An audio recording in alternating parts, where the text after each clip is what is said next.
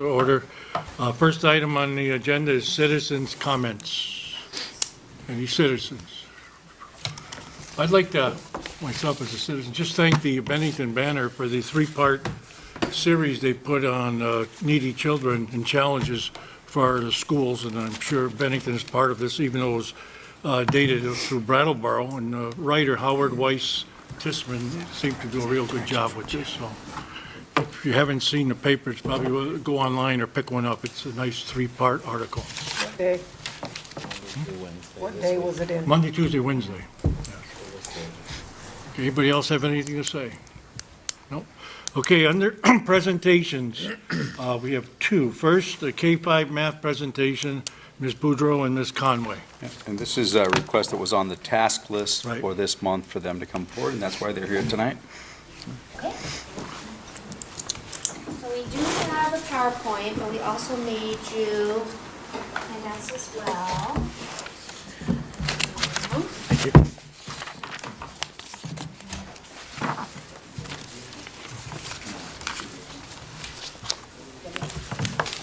Oh, yeah. Is there an extra? We'll know in a minute. Yeah, I was gonna say, I think there's gonna Can we push that? be enough. Laura? We have extras right here. Oh, yeah, we have more. Here's There's more here too.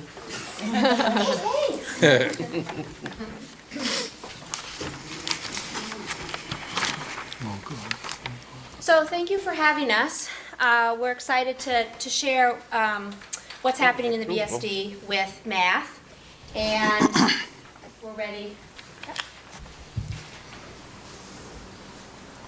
So the local SVSU math curriculum is based on the Common Core State Standards and developed by the SVSU math curriculum team. The Common Core State Standards was adopted by over 40 states in 2010, and Vermont was one of the states that adopted the Common Core.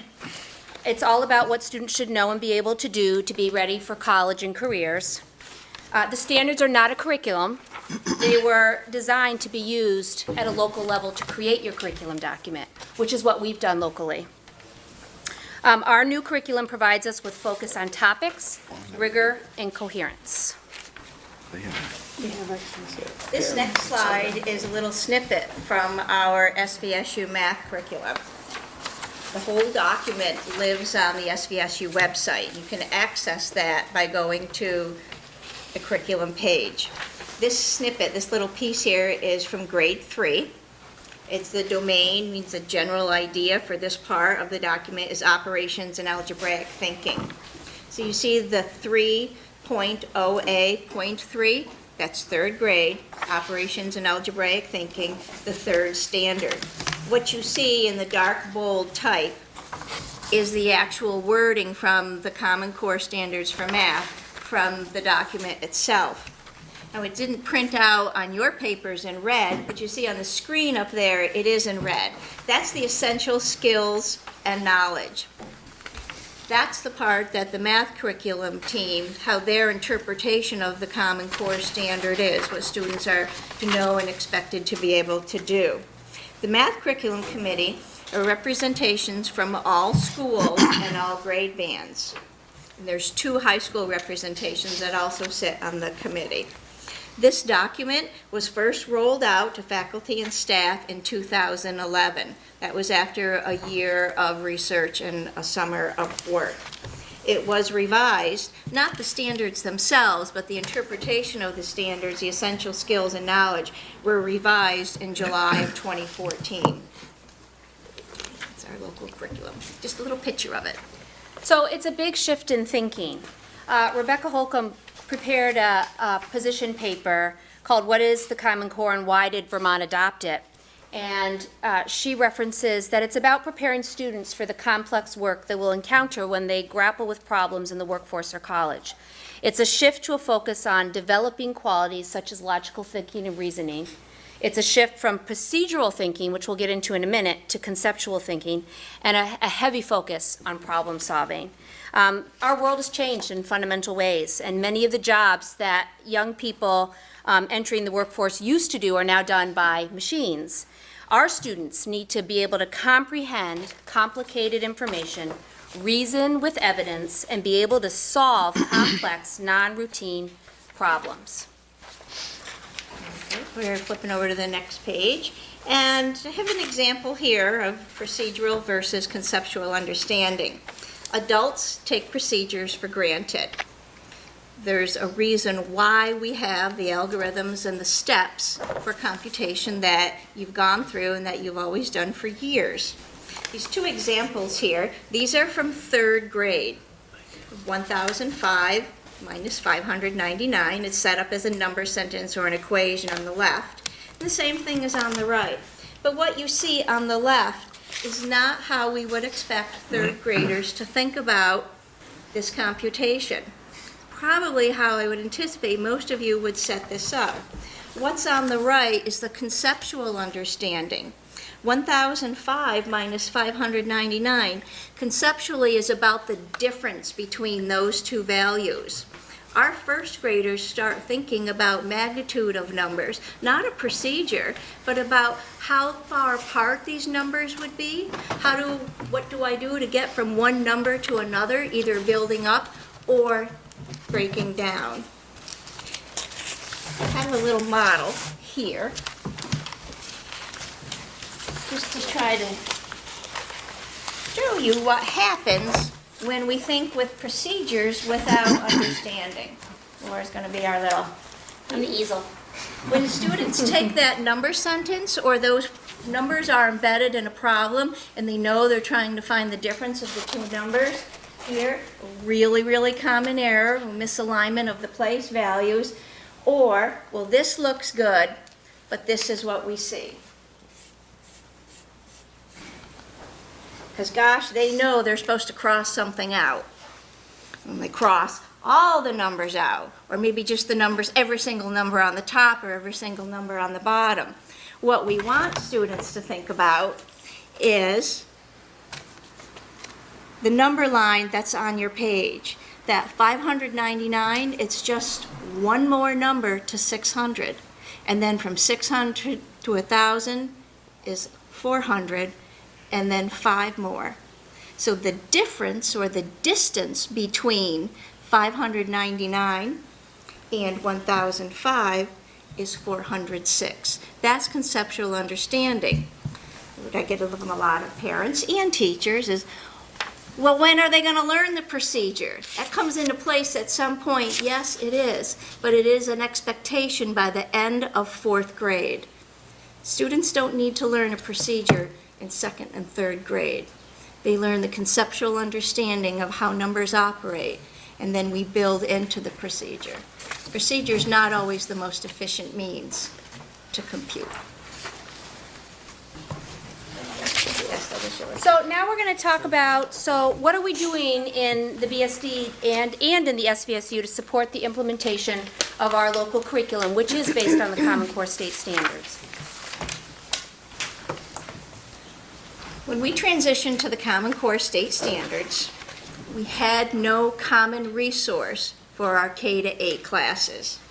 So the math curriculum team recommended a program, a K-8 program, or chose a K-8 program to take to the school board for approval. That program is Go Math. It is our primary K-8 resource for math instruction.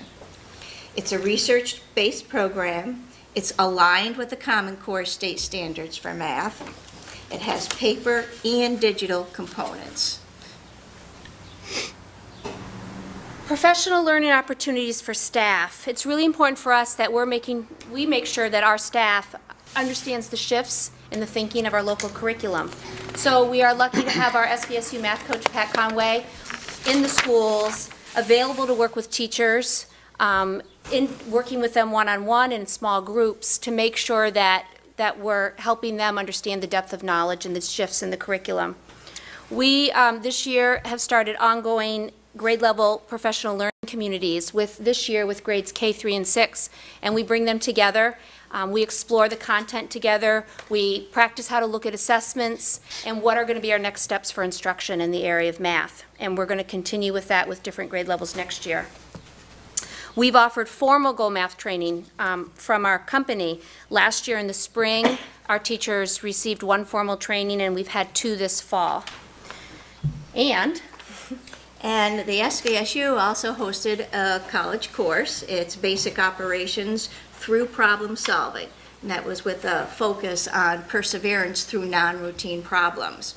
The credit was awarded through Castleton State College. It could be either graduate credit or undergraduate credit. The SVSU was the host. And we recently completed that course. I taught it, and it was open to all SVSU staff, employees, anyone in the BSD, teachers, paraeducators, administrators. It's 30 hours of instruction. Oh, I'm still on. We also had 3 parent nights offered here at the VSD. We had one night at Molly Stark, I think that was the K-12 night.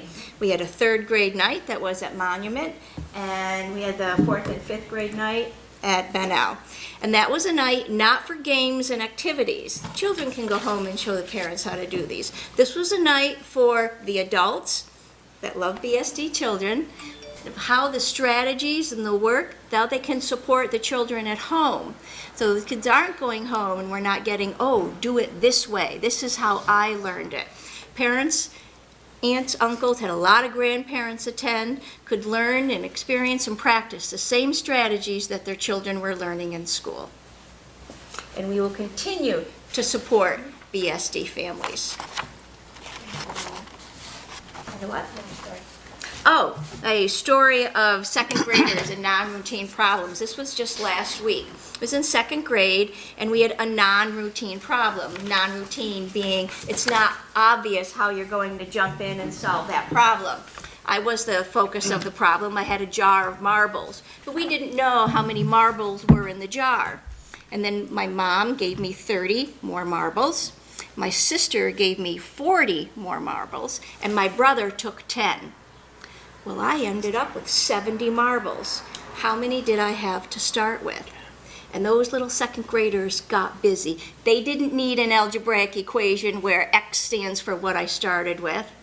They worked backwards from the 70, and nearly the entire class persevered and had the result. And I'll let you figure it out, and you can check in with me later. so we want to close. We want to thank you for this opportunity to present to you.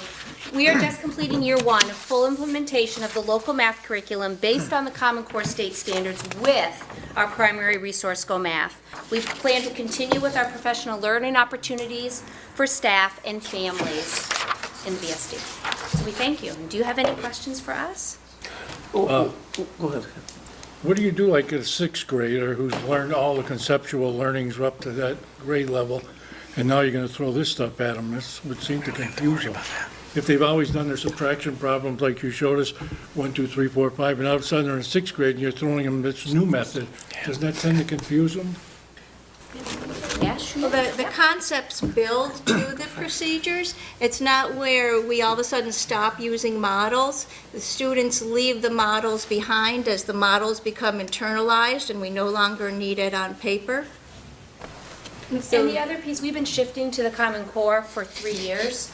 So our children have been exposed to this. This is the full year with the revised curriculum, which has been based primarily on the Common Core for the last 3 years. So they've been experiencing it for at least 3 years now. At what grade do you think if the kid walked into a store and saw something for sale, 3 for $5, how could he come up with $1.67 each in his head without any paper, pencil, or anything like that with the Common Core? What grade level do you think? If I walked into 5th grade tomorrow here at Bennell and said to the class, you know, I got 3 items for sale for $5, how much does one cost? That's a 4th grade standard. Yeah, but do you think, By the end of 4th grade, do you think a lot of them would know how to do that in their head in the 4th grade? Seriously. Isn't that the point of the conceptual, is that you're not reverting to an equation and you're able to In your balance head. them in your head? Is that? Most 4th graders would probably break the $5 down into,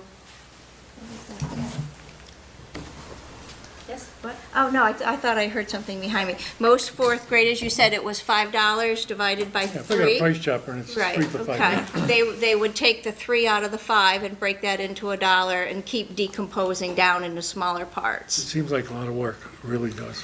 It's just like, I Good went work, on, it's understanding. I went on the internet and, again, this was one problem. It says, Mr. Yamamoto's class is 18 students. If the class counts around by number and it ends with 90, what number did they count by? And it said the number's 5, but what gets me, it says here they're expected to draw 18 circles with 90 hash marks, solving this problem exactly in 108 steps.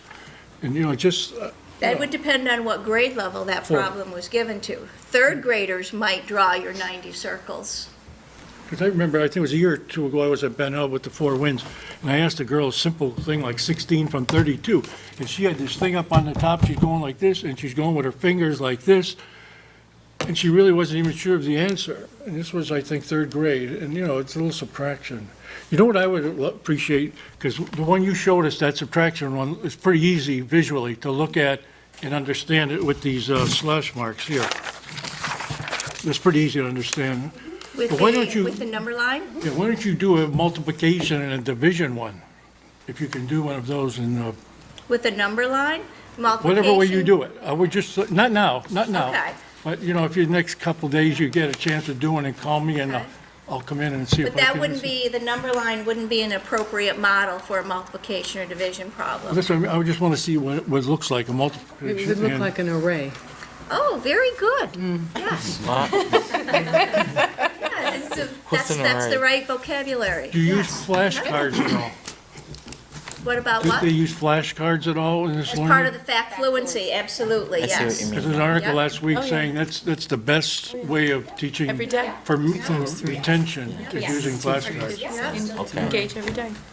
When students understand that 3 times 4 means 3 groups of 4, then they have that model for an array, 3 rows with 4 in each row, then it's just memorizing that fact, that 3 times 4 is 12, 3 And groups I of still 4 think is that, 12. one more thing, I still think the best thing to learn math is the old card. Times Like tables. that. The timetable, Yeah, that's right. for some people though, and I think you're still saying that you're using, kids have a chance to learn it by rote after they've learned exactly all the components that go into each problem. So I think they're using both, if that's. Why is it, why is the Common Core so controversial in many school districts? There are many school districts that don't take it, don't use it. So obviously, It's like the plague. what seems to be the problem? I think, It's not commonly accepted by many school districts that have New rejected York it. State. Yeah, New York State, for example. I think so we can speak from the state level. So the state adopted them, so that's a requirement that our curriculum is based on it. And we locally have a curriculum policy that says our standards are going to be based on what the state has adopted. So that's why the whole state, our state, is using the Common Core to create our local curriculum documents. I feel like, and I've come just out of the classroom myself, and just speaking from the math perspective and spending lots of time with Pat last year, I love to watch kids learn conceptually about why they're doing what they're doing, and then to take them to that procedural place is really interesting to see, because kids kids need lots of opportunities to figure out how to do something, and this allows them that opportunity to figure it out and to gain some understanding about what it is, and then they can move to that procedural piece. And so I've enjoyed it. And I'd like to also respond. I believe that school districts, even as far deep into a district as the individual classroom teacher, if they didn't pay attention to the transition period, and like we had a 3-year transition period, what was expected at the end of June 2012, 2013, 2014, if all of a sudden, boom, your assessments are Common Core based standards and you didn't go to that level in stages. It was all at once, really overwhelming. Jackie? I have a quick question. I'm not sure if I like it or don't like it, but it doesn't really matter. As long as they know how to get to the answer. That's the most important part. But I'm wondering, because the tests are always timed, and if the child uses this method, it seems like takes longer, time intensive, will they score as good using this method? You addressed the time part? Yeah, I can address the time part. So this year we're using the SVSAC for the first time, and one of the I think the benefits of the SVSAC, and maybe you guys can attest from the building level as well, there's not really a locked time on it. We can provide children with opportunities to have flexibility and time to answer questions because there's a variety of types of questions, and the ultimate goal is to figure out what they know and are able to do. So I think that's been a positive shift that I've noticed. Okay. That was my concern, because I can remember it wasn't that many years ago, kids were sitting down, they had 20 minutes to do this section, half an hour to do this section, and it didn't necessarily mean they didn't know how to get to the answer, it just takes them longer to get to the answer this way. Absolutely, yeah. And remember, these models, this conceptual builds to an algorithm that could be the most efficient means or Yeah. the mental muscle part. I mean, it takes longer to do that subtraction with your regrouping and your borrowing and carrying than to just think about the numbers themselves. I mean, we tell children to physically hold the problem back, step back, and look from it as the big picture. What are the numbers you're working with? Especially true once 4th and 5th graders start going from a model to a procedure. I'd like to make a comment too, Yes, if go I ahead. may. We can kind of draw into history back in the 70s when phonics, the difference between phonics and whole language learning, and the subsequent, even though they had these so-called wars about it, intellectual wars, the upshot of it was that they found out that many children learn in all different ways. And some were learning by phonics, some were learning by rote. And so introducing a sequence like this allows the children who are what they call concrete sequential to get on board with the mathematics and not say, oh my, it's math. You know, so many, you ask adults to do something in math, and many of them will say, I don't do math. I don't do it well. Well, this allows you to get in the bottom floor at all times. Any other comments from anybody? I just want to thank you for Thank you. your explanation. Very much. Having us. Thank you. And Jackie, your explanation and was spot on. I appreciate that. Let's see how it can work. Okay, next, Some kids. we really have well. a presentation from Energy Efficient Investments, Tom Lopizzo and Paul Murphy. We have a low-tech version of the high-tech version of the presentation. And any extras we just leave on the table for lunch?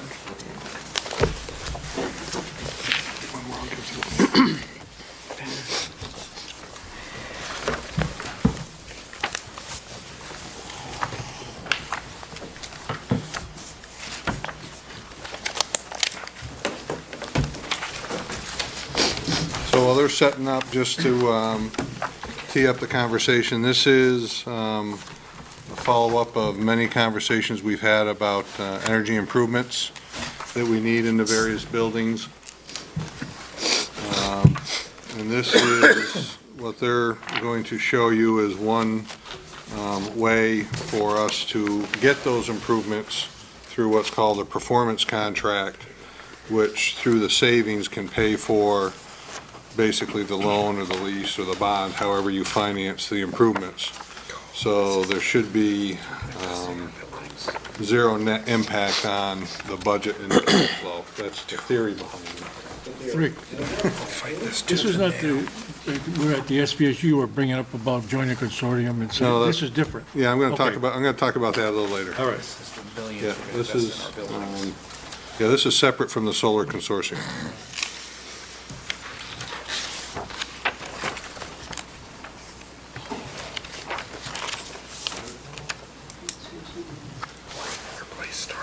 Yeah, turn that TV so you guys can see a little better.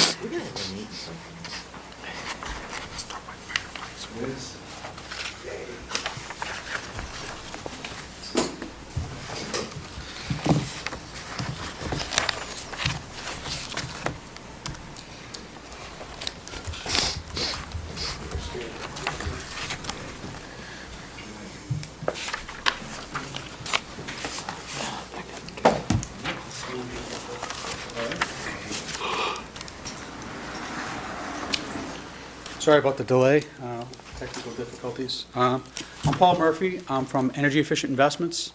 We're an energy services company. We have offices in Merrimack, New Hampshire, Canton, Mass., Providence, Rhode Island, and East Granbury, Connecticut. Company was founded back in 1987 by Lindsay Driscoll, still the owner and president of the company. Since '87, we've grown to over 200 employees. We work in 4 or 5 different states. The E&E system, EEI was founded back in 2007. I'm the director of operations and basically run the company. And we have a group of people that work specifically in energy improvements and going to buildings and doing building retrofits. So Mike Davey, my counterpart, came up and did an initial assessment using some of the utility bills. And one of the things we've found over the last few years in energy efficiency is looking at the types of fuels that the school districts use. Oil is very volatile. It's very expensive. Electricity is even more expensive, and I got some slides to show you the cost equated to million BTUs and how to help you make a decision on what type of fuels you should choose going forward.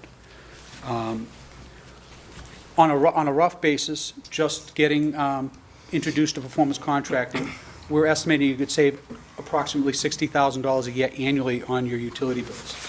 And then you could take that $60,000 a year and you can apply that to improvements in your buildings. And by spreading that over 10 or more years, you can take that money and make some significant improvements into your buildings. According to Mike, most of your buildings have boilers that are on, or the 3 elementary schools, or the 2 elementary schools and the 1 middle school have oil heat. Boilers are nearing end of life. You have some steam systems, which are heavy maintenance to maintain and keep going. So for those particular locations, when you're at the end of life, that's usually the best time to make a decision on to go a different direction. Instead of replacing in kind, try to make the right decision to save the money for the long term for the school district. I also noted that there was antiquated or old EMS systems that weren't doing the job that's required by energy code these days. The goals of the performance contract would be to obviously make the schools more efficient, improve control and comfort. If certain methods or measures are chosen and can help pay for some renewable energy, bundle that into the job to try to get some renewable energy into the project, like solar panels or maybe even some pellet or biomass boilers. The whole idea behind performance contract is to create a cost-neutral project where the savings pays for the lease or the loan or the bond that you go out to get the construction cost. So if you have a 15-year loan and you're saving $60,000 a year, you have that amount of money to pay off the lease each year.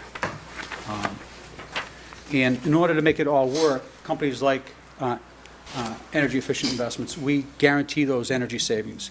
In our contract, it basically stipulates the measures that we'll install, the energy savings that we've been able to, through our engineering, figure out what we can save you. We add that to we take away the first cost of the utility incentives and any grants that could be taken to buy down the first cost. And then we give you a guarantee in writing on for the energy savings. So if we guarantee that we're going to save you $60,000 a year, you go get a lease to make the improvements, and we save you $58,000 a year, then at the end of that year, we have to write you a check for the difference, for the $2,000 missing. So it really gives the school districts a means of making improvements without having large capital projects or going and bonding a full renovation. The measures that we found when we were looking through your schools was, over the last 5 years, some of the best jobs we've had have been fuel switch jobs, because the savings that we find isn't savings by improving efficiency or hoping that we can turn lights off earlier or reduce wattages. It's clearly in the math of how we do the fuel switch. Right now, in this area, propane is your cheapest available source of fuel. So to switch to propane versus heating with oil, you're going to save about $8 per million BTU of fuel that you burn. So that's roughly a third. So it's a significant savings, and it's a savings that can be realized quite easily. When you move to propane from oil, there hasn't been a lot of investments in the technology. It's just a big block of cast iron with a big blowtorch in it that makes hot water. On the natural gas and propane side, manufacturers have put a lot of time and effort into advancing the technology, coming up with modulating boilers and condensing boilers. So old technology boilers, they're either on or they're off. They're either making hot water at full speed or they're off. Some of them have 2-speed burners. Newer burners have, some of them are 10-to-1 turndowns, some are 25-to-1, meaning they're more like the accelerator in your car. When you need to go 30 miles an hour, you have the accelerator at 30. When you need to go 60, you have it at 60. So you're not wasting the fuel. You're not just getting there at 60 miles an hour all the time. You're getting there at 30. When the weather outside requires heating, but not maximum heating, you can reduce your loop temperature and save the money through a smarter boiler. There's also some electric savings measures. We put the energy management systems under the electric savings measures. A lot of your air handling equipment and your exhaust fans in schools, especially older schools, we find that those fans and rooftop equipment are either left on or left on longer than they need to be. And anytime we can shut that off when the buildings are unoccupied, putting the whole building on a schedule, shutting energy-consuming devices down, there's savings to be had by doing that. So an energy management system is able to do that without relying on the janitor or the facility staff to go around and turn the lights off or turn the air handling equipment off, reset the boilers when the temperatures, are rising outside. So the other advancement we've been doing a lot in schools is LED upgrades. 10, 15 years ago in the industry, everyone was going to compact CFLs and CFLs and fluorescence, and then we had the high performance T8 fluorescence.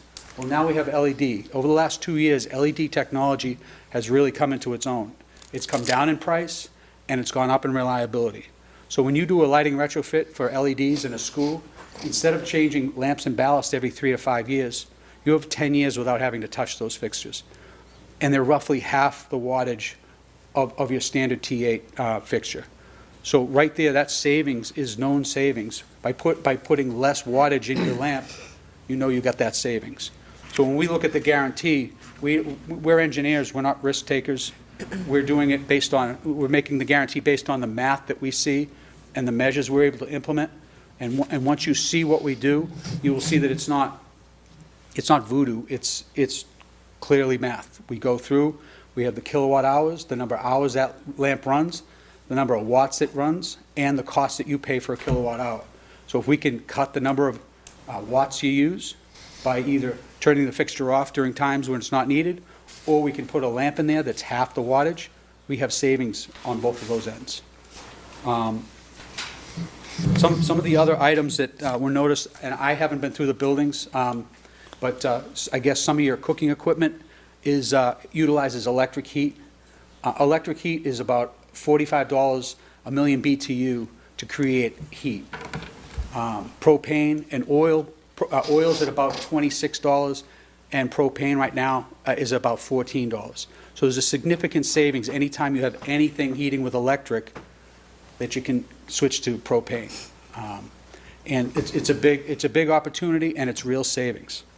And then we have some other energy management type things like vending machines. Vending machines in schools sometimes run 24/7, 365, and the kids are only here a couple hours a day, but the water that's in the vending machine is kept cold all the time. That stuff can be shut off. There's a special little device called the Vendomizer that you install on the unit, and it shuts the refrigerator that's in there off. It shuts the light off that's in there, and it's just easy saving stuff. There's also, if you have a lot of computers in the district, there's simple programs you can buy that have very quick paybacks that basically on the network will go out and determine, not based on how the settings are in each individual computer, but go out on a network basis and shut all those computers down. And it can choose between those vital computers, the servers you don't want shut down, or maybe a science computer that's running an experiment. But you can certainly get a good 90% of your computers in your district to shut down and not run and consume energy when they shouldn't be. So this next slide is a little slide I put together just to show you graphically the differences that different fuels cost. In energy engineering, what we do is we equate heating things back to million BTUs per hour. So obviously, there's a difference between a gallon of gas and a gallon of propane. There's more energy in a gallon of gas than there is in a gallon of propane. So we equate it to million BTUs. We do a fuel switch calculation, and we're able to equate it out so you can see how much energy is costing you per that unit of energy. So if you look at the far end here, you can see why it would be crazy to heat with electricity. And believe it or not, a lot of multifamilies and high-rise apartment buildings heat with all electricity. We just took Everett schools in just outside of Boston. They were heating with all electricity in one of their middle schools.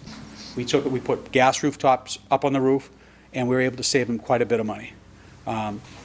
If you look at natural gas, obviously the lowest of all the items here, but it's not available in your area. So we look at the available lowest cost fuel, and right now, because of the distribution of propane is located close to Bennington, we're able to get very, very good commercial rates on propane.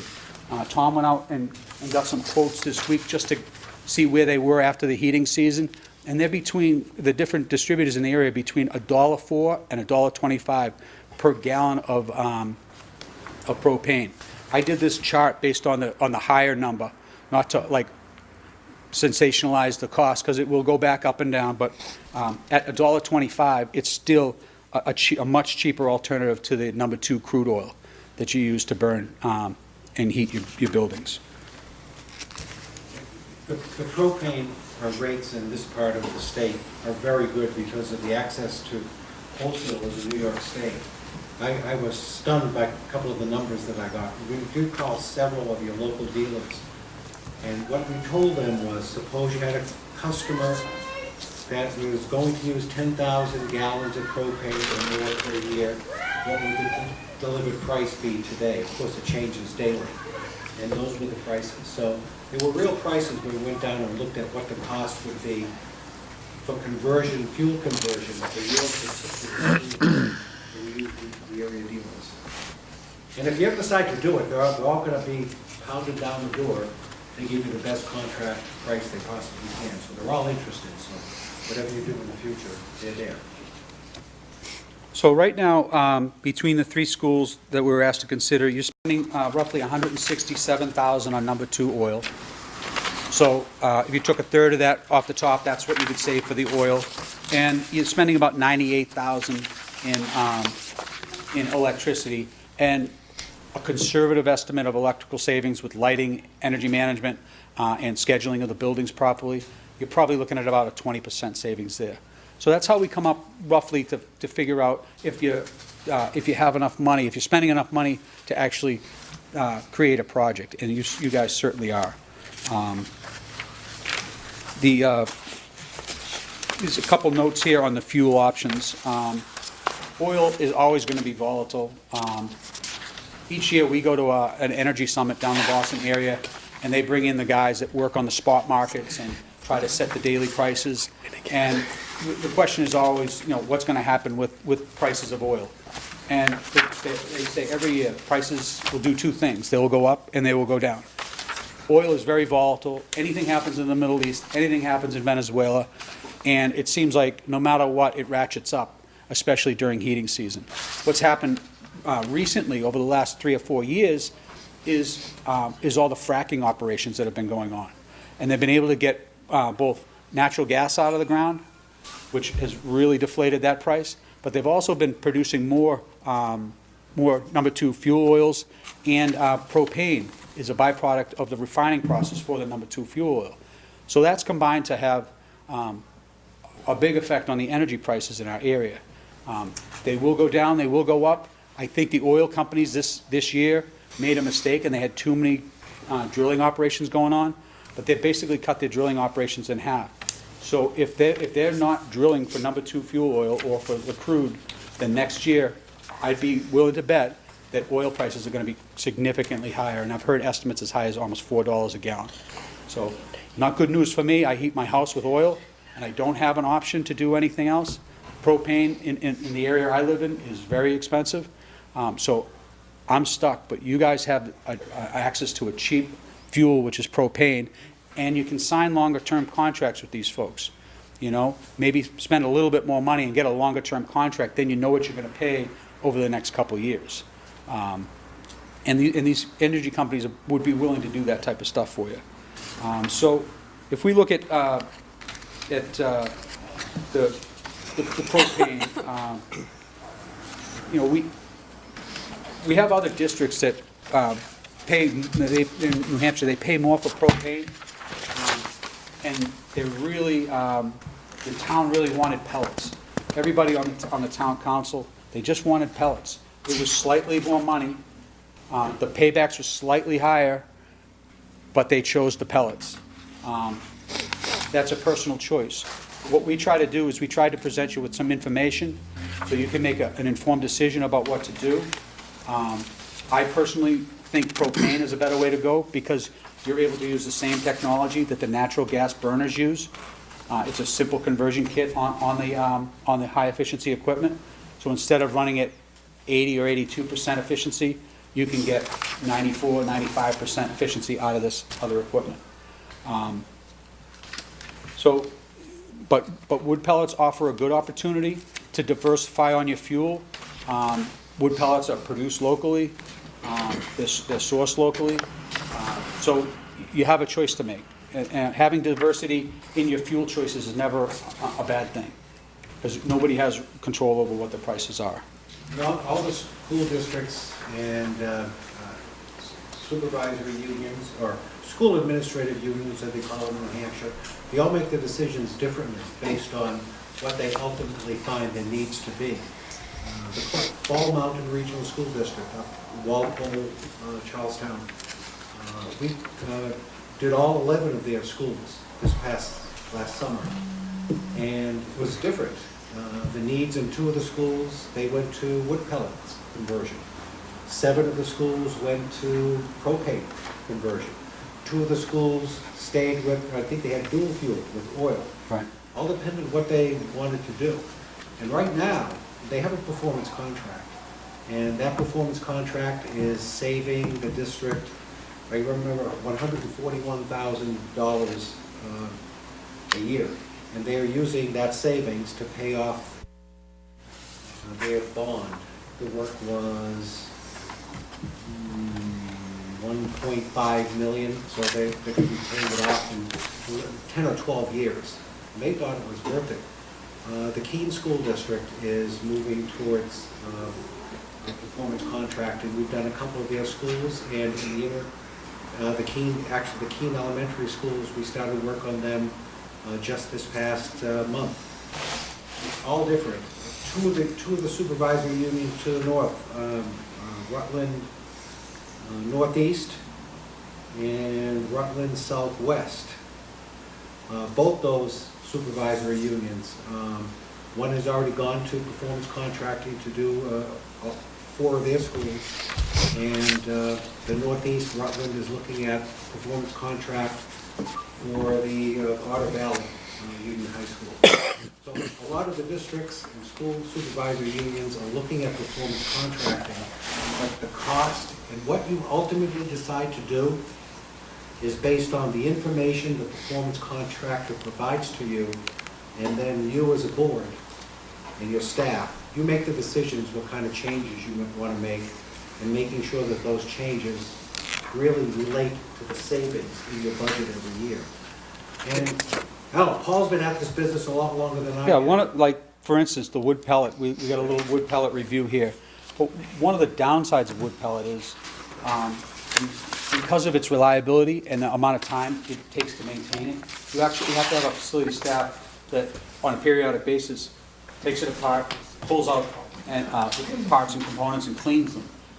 So just for that reason, you don't want that to be your only source of fuel. So typically, when we do a wood pellet conversion for people, we leave the gas equipment, we leave the oil equipment there and combine the two, and we'll size the wood pellets to take on like 60% of the load. So you're still gonna have an oil bill, but you're not gonna be fully dependent on oil. And when you have 60% of your load, that takes up, about 90% of your days. Are the pellets an issue to keep plentiful? They haven't been yet. I had an issue with it last year, not being plentiful and Well, hard to get them. We buy them on a large commercial basis, so they get delivered in an 18-wheeler with a vacuum hose, and you'll have a big silo out somewhere near the boiler room. So when you buy them commercially, you're under contract. So I know there was my neighbor had the same problem, that Home Depot didn't have the pellets anymore. But that Home Depot's not under contract to keep the stocks, the shelf stocked. These guys are. So you sign a contract, they don't deliver, you have a contractual issue to go back against them for. So, but typically, that's also another downside is you got to build a silo to deliver the pellets. You're not going to have folks grabbing 55-gallon bales and throwing them in there. Like the middle Teachers school aren't going to has. stick around to do that after school, so. What's that? Middle school has a silo for their. It does. Theirs is a wood chip system. They're not a pellet system. But they also have They have a huge large bin They for have the a huge storage. bin. Yeah, wood chips are, they're another option. It's just the wood chips, it's really crucial that you get the right grade of wood chips. And there's a lot more delivery equipment associated with wood chips. The silos and the pellets, there's a pretty easy way. You keep the pellets up high, they go down, there's a screw at the bottom that pulls And it it through. pulls it in. I don't know if you've seen the wood chip setups and how, if people are really into it and your facility staff is really into it, they can maintain it. I've been to a number of places where they've maintained them wonderfully. I would just be worried if the person that was fully invested in maintaining that equipment got a job someplace else and somebody else took over the equipment and didn't fully understand the needs of that equipment. Because all those moving parts, they need maintenance. They need to be babysat. Someone needs to open the hoppers every day and look at stuff and make sure that the gear mechanism is working, make sure the screw is clean, make sure nothing's getting clogged in there. Check the quality of the wood chips you're getting, So it's a decision, and if you were to choose us or another energy services company, and we have an opportunity to go through and evaluate exactly what it is and talk to the fuel suppliers, see how the setups are and how we could design a delivery mechanism, it all comes down to economics usually. The more difficult things to do usually cost more. So the more simpler solutions are the way you usually go. 4 of the current board members were on, I think it was 5 years ago, we handed out a concept plan about doing a lot of renovations to our existing schools, and a lot of it was investing huge amounts of money and replacing windows, replacing furnaces, roofs, and the whole 9 yards. If you're looking at replacing heating systems, how do you deal with schools that are as old as ours are? If you're putting a new state-of-the-art system in and you're trying to fit it into post-war schools? Like I said before, we work with the economics of it. If we were to go through and not come up with an economical solution for you, you wouldn't be under any obligation to buy this crazy solution. So it's up to us to try to figure out how to do, for instance, you have steam systems in some of your buildings, I believe, right? Yeah. I've done full steam system renovations. You can do full steam hydronic renovations. It really depends on how big the schools are, how long the pipe runs are, how easy access underneath the classrooms, all that stuff. Some of the older stuff has foundations under it. The newer schools have slab on grade. Everything you're doing in pipe is jackhammering, and that is not cost effective. But if you have access to some of the stuff, you can get in there and you can do it cost effectively. But we won't know that until we start, we evaluate it. I'm a mechanical engineer. I have 3 or 4 other mechanical engineers that work with us. We come up, we look at the stuff, we evaluate it. We've done enough of the other jobs of similar nature that we try to figure out initially, we do a 2-step process where we do a preliminary investment grade audit. That basically, I call that the long list. That's a list of all kinds of things, different options. And then before we get really into the final details, before we go to a contract to do the installs, we sit down with you folks and we decide what the best things are for the school district. So it gives you a chance to have a voice, and you have a list. You can see what the cost, what the savings is, how much incentive money is going to be available for that. And you can also see if you weren't going to do that measure, you pull that out of the matrix and you see how that affects the overall job. We like to do LED lights. We like to do things like a fuel switch, because they're hard, solid savings that can help us pay for other things that you might need. Now, they won't pay for windows, and they won't pay for a roof. Those are 40, 50-year payback items. But if you combine them all in enough of a project and there's enough savings elsewhere, you can get some other things in there.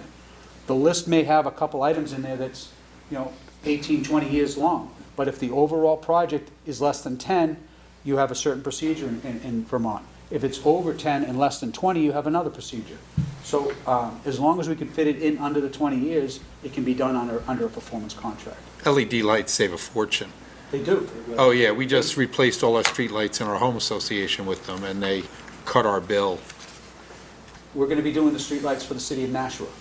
Hopefully not this summer, hopefully this fall, but that's a project where we've been working a little bit with Manchester as well. Unfortunately, one of our competitors got the job, but streetlights are another way. We do a lot of work in schools, and I'm working with the Providence School District. And they have 9,000 streetlights in the city, and they're all old, and they're going to buy them back. And I'm trying to tell them to take the money that they're going to save over the next 10, 15 years and put it into the schools, because the schools really need the money. I don't think that's going to work, because that's not how Providence plays with money. But it would be the right thing to do if you found extra money like that, and you have these streetlights that spend, a 750 watt metal halides, and you pay a certain amount for them, and you're able to drop that to a 300 watt LED, that savings is in the bank. That's in the bank. So spend it, I think spend it on the schools. It helps the most people. You want to be on the select board in Bennington? What's that? You like to be on the select board in Bennington? Can you walk them through the process of how this works? Well, the first step in the process is, and we have it in the, I think it's the last slide. Yeah. The next bunch of slides, you can read through on your own. They're just like little information about each of the different types of measures that we look at. But if you go to the very last, second to last slide,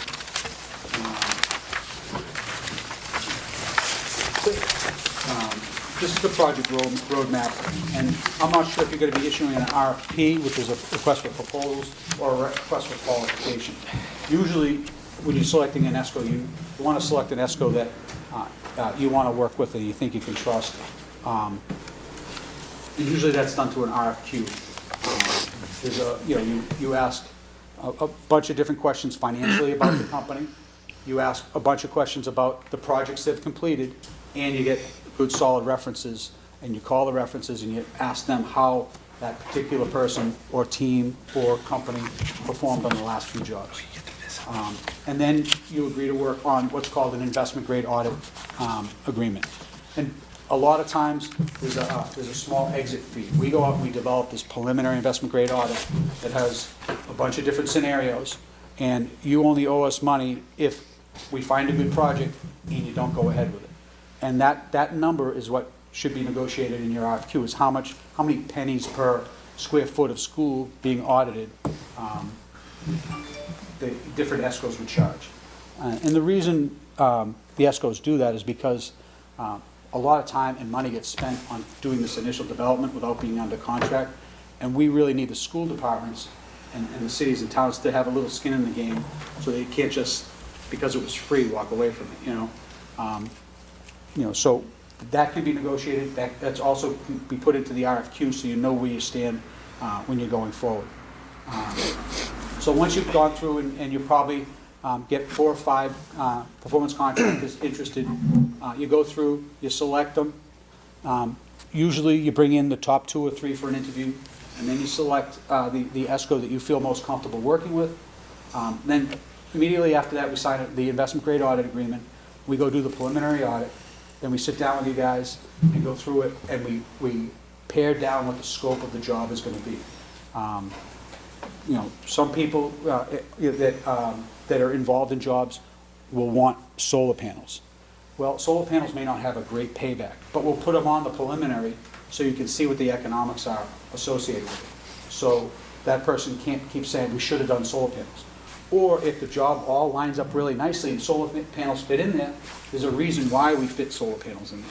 So we try to be as open as we can and give you as much information to help you make a decision. Mike sketched out a little schedule here. So you select your contractor in June.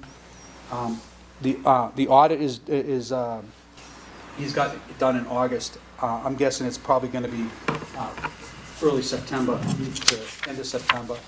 And then you have the sit down with the preliminary and go through and select the measures. And once we've selected the measures, then we go to what's called a final investment grade audit, where we go out and we tighten up our energy savings numbers, we tighten up our engineering, and we go get firm fixed prices for all the installed measures. Now that we've gotten all the, should we do this or that out of the way, and we know what the firm scope is, then we go get a firm fixed price for all the work. And that goes into what's called the final investment grade audit. And that is a very similar report to the preliminary. It'll have descriptions of all the work, and it'll have the savings calculations, and it'll give you a nice summary in what we call the energy conservation measures matrix. It basically itemizes out all the selected measures, the cost, the savings, the incentives, and the paybacks. And from there, that particular document becomes the scope document for the energy services contract. And in the contract, that's where we state what the guarantee is, how we're going to measure the savings, and there's an awful lot of detail that goes into that. If the payback is less than 10 years, you could begin work potentially in November. In schools, we try to do work during the school breaks. Christmas break is real tough to get stuff done with the 2 holidays, but every Christmas break we've been doing work. April and February break, we get a lot of work done in those periods of time, but summertime is our really busy time. That's when there's nobody around. That's when we can get 25 electricians in to get all the LED lighting done in a couple days. That's when we can get the boilers torn apart. That's when we can get all the heavy work done where we don't need to have heating systems in. So our sweet spot is really the summertime. So and these projects are either financed through a bond or through what's called a tax-exempt municipal lease. A tax-exempt municipal lease is basically an operational savings. Because the project's being funded out of the operational budget, your utility cost savings is paying for the lease. It can be put under a lease purchase. And in a lot of cases, the cost of gaining a lease is a lot cheaper than actually going through the bond and a bond council and all that stuff. So, I'm missing something somewhere. You said if you save $60,000 and then you get yourself a bond, but you were also saving, you could use that 60,000 for improvements or whatever else you need, so I don't know, if we save 60, we gotta use that 60 to pay for a bond, we're not doing anything. So your utilities, say right now, you're spending $265,000 in utilities. So just say you're gonna drop Save that 60. Say you're gonna go down to $200,000 a year. Right. You're still gonna have to allocate the 265 because you've gotta pay for all that new equipment. So that 65 savings pays that annual lease or that annual bond payment. So what you do, Ken, is, Savings. right, so say the improvements to generate that savings cost you $2 million. So you borrow that money and the debt service on that $2 million is $60,000. So you take the $60,000 you saved from the energy cost, you transfer it to a $60,000 payment for the bond, and that's what accomplishes it. So then after 10 or 20 years, Then you start having free cash. to use. Just like well, what we then- did at the high school. then you're cash positive. So then that 65,000 can be spent elsewhere, once you've paid off the debt. One other question, I noticed on prices by fuels, you don't have any coal. I know some people, they said the BTUs are twice as much as wood pellets, the coal. Right. We You've got don't the rice- put coal in the there rice because coal. It's It's not clean. It's a pretty dirty burning fuel. It's hard to get large commercial coal boilers, and it's just, we just haven't been even trying to use it. I could tell you what the price cost per million BTU is. I have it in my list. I have about 25 different types of fuels and things in my spreadsheet that we do this with, and I could send that to you if you'd like. But I'd be willing to bet it's nowhere near as economical as propane, oil number 2 oil, or pellets. It's just not used as much. Oh, really? Because I know people in the Palmer area that have it, and they Right, swear by it. but they're not equating it. I mean, there's more energy in a gallon of oil than there is in a gallon of propane. But propane's cost is so much less per So you gallon. think coal is much more expensive? I could do the math for you, and I could tell you exactly, but I'd be willing to bet, if coal was cheaper, everybody would be doing it. Using it. I just have dirty a anyway. question about the local resources. Is that local enough, say, wood pellets, that it would benefit the community by putting money back? Is that local enough? You mean a local economy type? Right. I'm not sure of this area. I'm filling in for Mike Davey. He's covering this area, but I know with Shakers Regional School District, when we were doing the same thing for them about 3 months ago, Yes. there was 2 people in the audience that worked for they were in the pellet business, and they wanted pellets, and these guys are probably behind why they wanted pellets, but they lived one lived in Belmont, one lived in Canterbury, and they were talking really nice things about us doing that because we were helping their businesses in the general area, and they felt that they had an inside track on getting the fuel supply. So, buying and pricing of fuels is something that school districts do all the time. You don't just go buy oil, you don't just call the oil guy and have them deliver it. And the same with propane or pellets or anything else. You call around, and if there's enough people using it and there's enough competition, that's gonna hold the prices down. The only problem is if you have a shortage, and then the prices go way up. It's just economics. So you can't always control that type of stuff, but you can look at history, and you can try to look at how things are made, and guess what you think would be the best alternative. And if you had natural gas in the area, natural gas would be a great alternative. There's more natural gas in this country than we can use in the next, hopefully, 100 years. And it's in the country. It's being produced at Eagle Ford in Texas and in Pennsylvania, but the gas pipes aren't up here. I have the same problem where I live, gas pipes aren't in my area, so we don't have the choices. So we look at the lowest cost available fuel.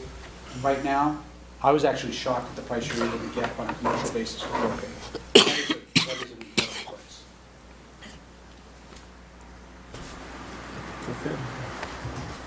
Do we have to take an action? Thank you very much. Well, if you want to, if you want to follow this timeline, we need to, I don't know if I need an action to put an RFP out or an RFQ, but I think we have to decide whether we want to do an RFP. if you want to do that, you got to let We'd me have know. to have that discussion first.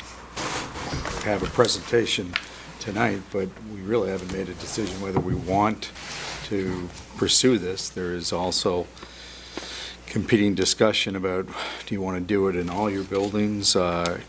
Discussions about the age and conditions of your buildings. Do you put an investment into your buildings? We haven't had any of that We discussion. haven't had those meetings yet. I guess that's my biggest concern, because we're talking a 10-year investment in a infrastructure in our buildings, and I guess I've had this comment a number of times, I hope our buildings last 10 years. Well, we know 2 of them are gonna. But I guess that's my biggest concern, is we're making a 10-year investment in an infrastructure in our buildings, and our buildings are I would suggest that old. you hold that facility meeting sooner rather than later and have that discussion there. Calendar. Anybody got a calendar? And then come back at a future meeting here with a recommendation from your facility committee if you want to pursue it, because there is the potential that one of these buildings you might not still have in service in 10 years, and so is it really worth making an investment in that building? We're gonna have that building, but let's, Jackie, that's what I would suggest, to call that facility meeting That's what- prior, We'll set a date put it on after- the agenda after for tonight's meeting, the we'll set a following date. meeting. because we have the members here, so, yeah, Have okay. that committee come back and make a recommendation to the full committee. yeah. Thanks, guys. We'll get back to you. Thank you. Soon. Thank you very much. Facility committee, yeah, to meet prior to the next board meeting. Okay, thank you. Not next Monday. Task list from last meeting.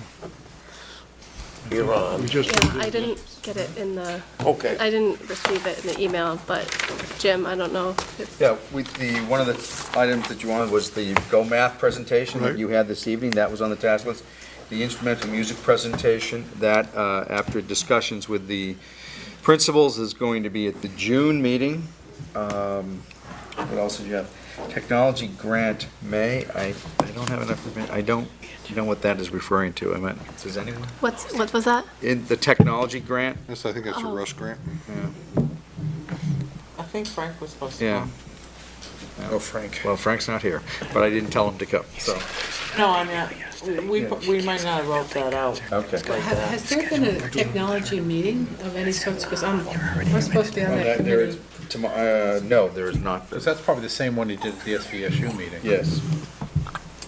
So you, if I understand that correctly, then we're looking for a presentation on the technology grant? Is that everyone's recollection on that?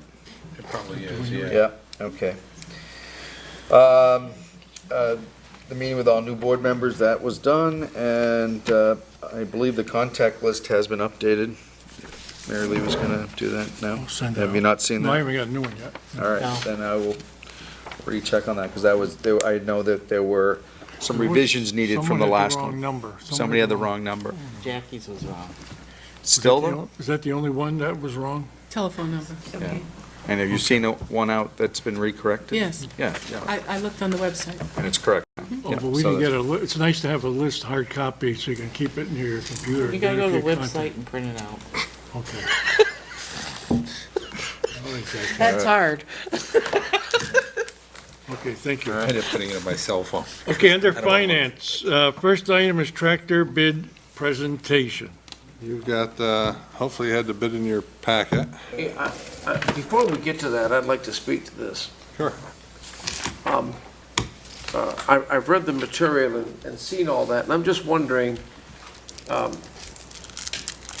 are we giving any thought at all as a board that if consolidation is in the works, should we not be giving some thought as a board to seeing if we can't hook up with another school district before we start making major purchases? I don't want to speak to this particular bid, but I want to just say that if the state is saying we should be doing consolidation, And I don't want to get into personnel because I don't want to get into an executive session. But if the opportunity is going to be coming fairly soon of certain people leaving certain jobs, does it make sense that the board should be giving consideration to hooking in with another school district to make major purchases such as this? And this is a major purchase out of our budget this year. I agree that it does make sense to look at that. One caution is that you might lose the ability to spend the money that is budgeted in this fiscal year for this equipment, because, you're not going to be able to necessarily roll that over and spend it in another year. But Rick and I have had these discussions about what consolidation looks like for facility management, but we haven't got into that detail about sharing equipment. Yes, I wondered the same thing. Why isn't this an SVSU purchase instead of just our school district? Be happy to have that conversation. I'm not sure we got enough time tonight to have that We conversation. certainly have been having that discussion, and George alluded to it. We do have some retirements in facility management coming that could allow for some consolidation, and we don't know, as I was going to speak to in my report, but I'll talk about it later. We don't know, right now, we don't know what's going to happen with this consolidation bill. We're still, hearing from the Senate, and they haven't met yet for, to work out the differences between the House bill and the Senate bill and what the final bill that goes into the governor's desk is going to look like, and whether consolidation is really going to happen. But, everyone we talk to says some type of bill is going to come down this year. The pressures are there for it to happen. Whether it comes with a stick or a gentle push to get us towards consolidation is what's the great unknown. My question on that, the person that is retiring is from another district. Right. Has that other district have any interest in consolidating? Go ahead. Well, we see. Well, I mean, it's not an SU. Jackie, I like what you're saying. It's and not an that's why- SU, it's a that's board why- decision. And that's why I It is. asked for this discussion ahead of Do I looking at the personally bids. think that facility management should be consolidated under the SU? Yes, I do. It is Oh, the we've most. fought that for years. It's the most efficient way to use our resources. Well, But without, a consolidation bill from the state to make it happen, then it's totally voluntary. And you're right, the other boards, or even the other district, The other major district, district. it's no different than what we're seeing in transportation right now. We still have one that, wants to do their own thing on transportation, and we respect that, and we're trying to work around what the state is telling us we need to enforce Yeah. and how we can make that work for them to still maintain their same buses. They don't want to share that transportation resource. They have some very valid reasons for why they want to do that. So as it is right now, any one district could opt out of, we could say we're going to move facility management completely to the SU, and if Shaftesbury didn't want to do it, when they don't want to pay their share, then that really can mess up how the whole assessment stream is going to work for all of those. Jim, let me go down that line again. I really don't care whether the state of Vermont passes a consolidation bill or not. I'm saying that, and I really don't care whether the supervisory union takes it on or not. I'm saying if there's two districts that want to get together to save money, then why can't they do it? There's no law against that. No, they absolutely So can that's do it. all I'm saying. I just want to know Yeah. if that other district is interested, and it's a major district, and I agree. Yeah. I agree it should be done. I agree it should be done SU-wide. Yeah. I've said it for years. It's ridiculous the way all these districts spend money on these different things. Yeah, duplicating equipment and it's ridiculous. We have one district that has a union and the rest don't. So I don't have a problem with that. You have something? You have something? Yeah, it's, I agree with what you're, I'm always about savings, I've been working on it for a long time. But certain pieces of equipment need to be used at the same time other pieces of equipment need to be used. So you might not be able to share certain pieces of equipment. I don't know what other districts have, but I know when my machines are out there, they're usually out there for most 8 hours a day, 5 days a week. So that's one of the things that we look for replacement for because of the heavy use. And in the winter time, when you're using a snow blower, it has to be used when it's snowing, and so doesn't everybody else's machines. So it would be like trying to use Ben L's 5th grade teacher at Monument for a 5th grade teacher on the same day. But can't we just get a snow blower though? I'm just, I just think that, I appreciate what you're saying, and not that I disagree, but I just think that that's a scheduling problem that can be worked out. We're not, this is a pretty big investment that we're looking at. And I'm saying, can't we kind of hold this to at least, and not say, well, we're gonna look at it another year? This is what, how much are we talking about here? 45. Well, the two is over $40,000. Yeah, One would be 45. purchased in this year, and one would be purchased in Yeah, next fiscal year. I'm just saying, But, should we not explore this other thing first? And that's, board, perfect right to do that. Just let me tell you, I mean, as Jim mentioned earlier, and I have done a lot of work in the past, because I believe for a number of years that facility management at the SU level would be far more efficient. I still believe that. I've been doing a lot of analysis as a result of the retirement that's taking place. But as most of you know, it's probably not going to come as any surprise, this is a fairly large ship to turn. And there's a lot of dominoes that have to fall in the right spot for me to even get two districts together to agree to, purchase a light bulb. But and we talked about it, and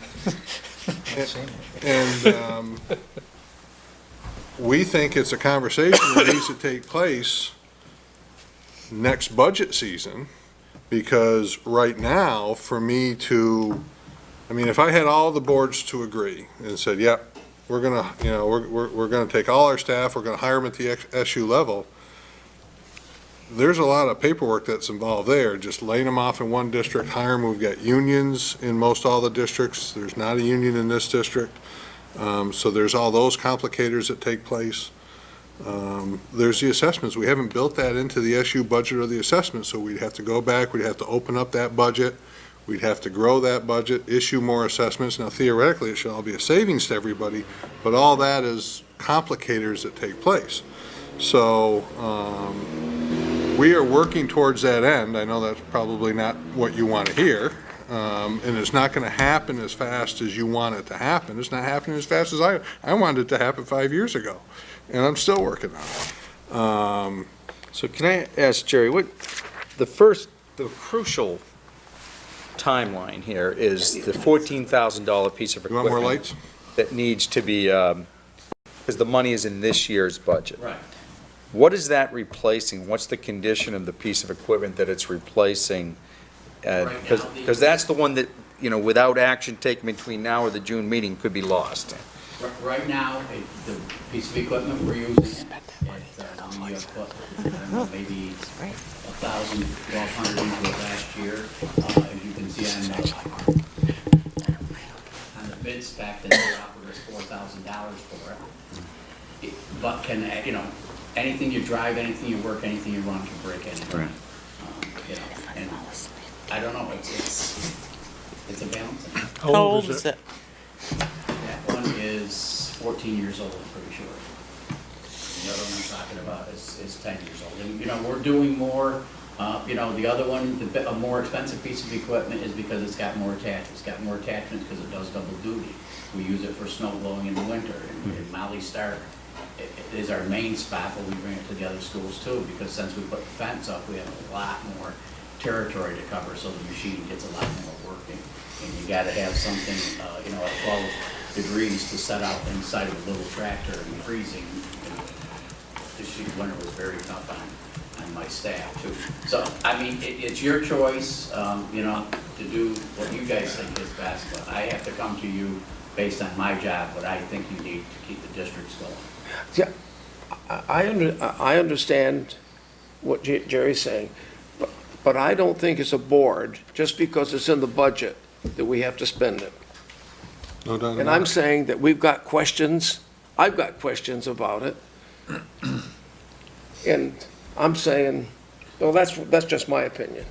Well, I don't have questions about a 14-year-old piece of equipment, because if you had a 14-year-old piece of equipment sitting at your house, you probably had already replaced it, if it was a lawnmower. Most lawnmowers don't go 14 years. So, you know, that's my, I wouldn't mind what I'm saying is, I would approve the one that's in this year's, right now, and we could re-talk about it in June. The other So one. the second piece of equipment out of fiscal year 16 money, hold that off for further discussion, but move forward on the equipment. I mean, piece that's number my one. Is that personal one? opinion, I just know I've never seen a tractor go for 14 years. I So think- that means they must have taken good care of it. Well, I think now, what wait a you were minute. saying, though, about checking with the other district, if there's any serious interest in joining with us, and if there is no interest, well, that's just the way it is. Well, you can also Yeah. explore the schedule issue that, you know, Jerry mentioned, because it might very well be that even if we consolidate with the other district, each district is going to need their own, I'm not familiar with what the piece of equipment is, but each district may need their own piece of equipment just because of the physical size of the landscape and the amount of buildings that need to be covered. So that might not be where the savings would come. It might be more, you know, personnel and planning type thing, so. You need plows when it's snowing now. Right, yeah. Yeah, and, you know, in my analysis of the consolidation plan, I mean, it's going to have to be a combination of owned equipment and contracted services. Because it's not going to be cost-effective to own a fleet of 25 trucks to plow every building in town, because we've got some favorable contracts, and I'm not talking this town, I'm talking the SU. You know, we've got some favorable contracts in some of the buildings that it's more cost-effective for to contract that snow plowing out or that lawn mowing out. And, but you know, the real savings is in the manpower. And that's where you're gonna see it.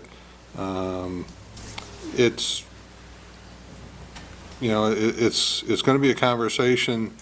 I mean, we can ask the other district. But I mean, it's just going to be a conversation that's going to take time to work through.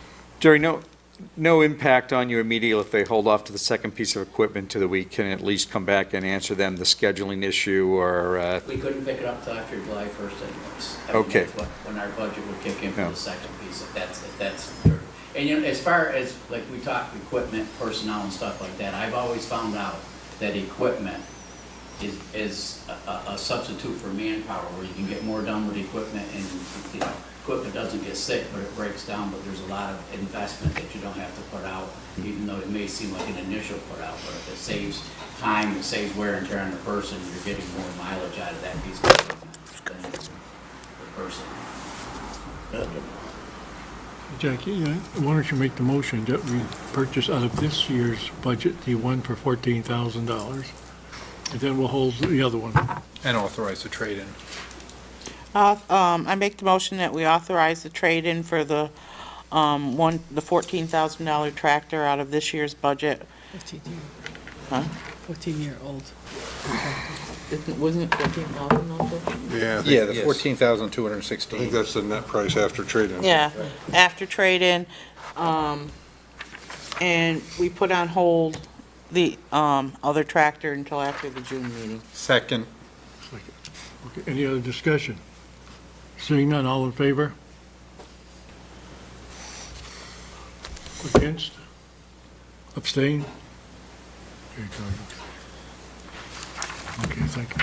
Is it possible in your next, since we're always the first meeting of the month, is it possible that you could bring that up at the meetings of the various other boards during the month of May, and then you have an idea. If they all say never, never, you know, some say, well, we'll think about it, we'll have our facilities committee look at it or something like that. We've given everyone's a heads up that we're doing this, that we're doing this process, this analysis, this consideration. You have? I think we've told most every board, haven't we? I The only kind one- of was the- the first one to hear it at this board. The only one First time I've heard the it. only one I may not have told was Pownell. But the SU, we told the SU, right? Yeah, I know we told the SU. Yeah, I'm sure you talked about it at the SU. Yeah, I don't know if we've told every board, I wouldn't, but Yeah, it certainly has been out there for discussion, but with your action tonight, we're going to just have to go ramp that up a little with the other boards, and also that, take a look at that scheduling issue on whatever that second piece of equipment is, and see if it could be, you know, even shared or not, and what, we don't have an accurate inventory of all the pieces of equipment owned by all the different districts, you know, if that, what that would look like. Yeah, no. actually, I do. I've got a very good fix on this. Well, I certainly haven't seen that. Well, no, I'm not, I mean, that's not Take something a- that everybody looks at every day, overnight, but. So, and certainly not looked at from the point of the eye of consolidation, and is there duplication in that list? Well, there's definitely duplication, but Yeah. the thing of it is, like I say, you know, pieces of equipment that need, Right. you need a snow blower when it's snowing, you need your lawnmowers Right. when it's mowing, and if you have enough, but you'd have to sit down and really discuss that out. That's part of the analysis. Okay, next item B is treasurer's report. Renee had handed them out, she sent them yesterday electronically, and she's handed them out today, and she's here in person. Just real quickly, we got our last installment of our state aid, mainstream block grant, and sped reimbursement. Had our last payment for our SVSU assessment go out, so typically where we are this time of the year. Our tax anticipation note will be due at the end of next month, and that money sits in an investment account right now, so there's no issue, obviously, with paying that off. And I have prepared my tax anticipation borrowing for next year. I've sent that out, so hopefully I'll have loan documents at the next meeting. That's pretty much it. I have Make just the one question. Sure. What's the bank service charge for? It's so I don't actually have to hold minimum monthly balances in any of the accounts. It's kind of an offset. Make motion that we accept the treasurer's report? Second. Questions? Seeing none, all in favor of accepting treasurer's report? Unanimous.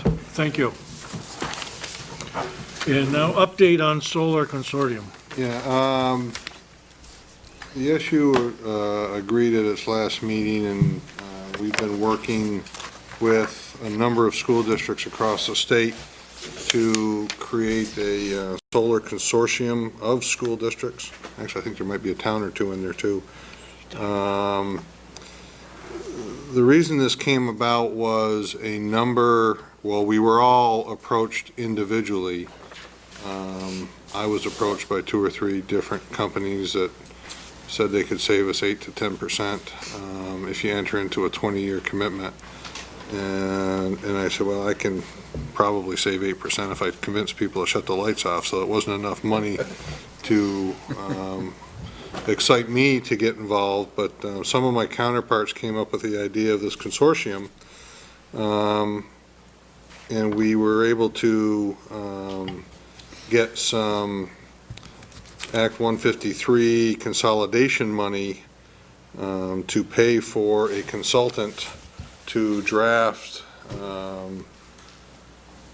the outlines of the consortium and to actually put together a contract that's been reviewed by a number of different legal counsels in the state, including Vermont School Boards Association, I think Vermont Superintendent's Association contracted with someone to review it as well.